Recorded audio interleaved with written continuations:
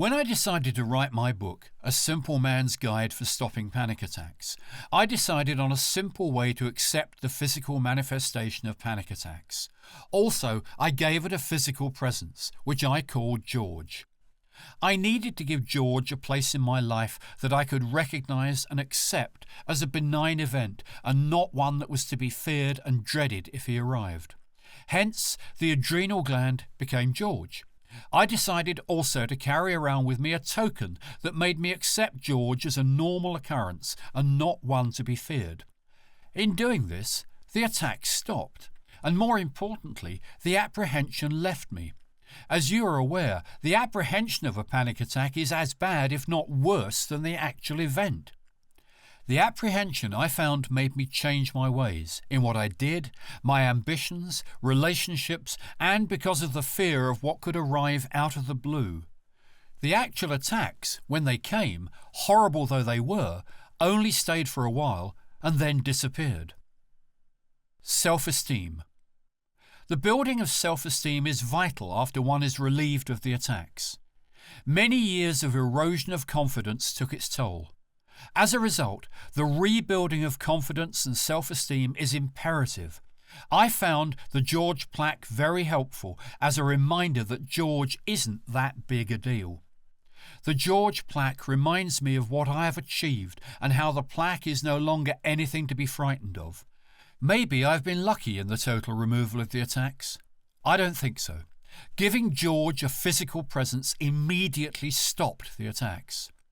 This happened because I had to cope with the unknown in my head and see George as a bully who could be accepted.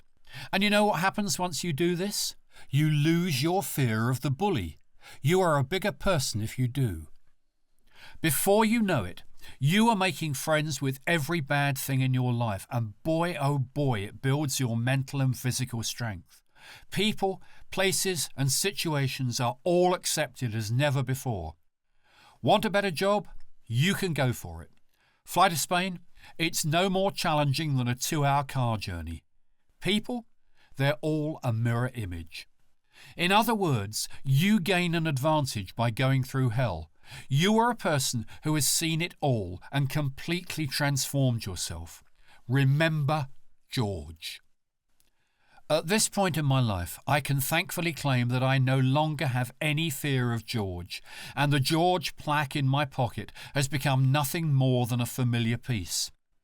Later on, it reminded me that my adrenal gland, George, had become oversensitized and liable to give me a jolt out of the blue.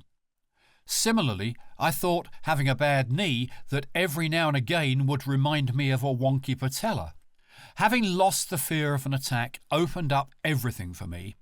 I think that the fear or apprehension of an attack keeps the complaint going long after it should. Once I lost the fear of it, my life changed, sadly long after it should have.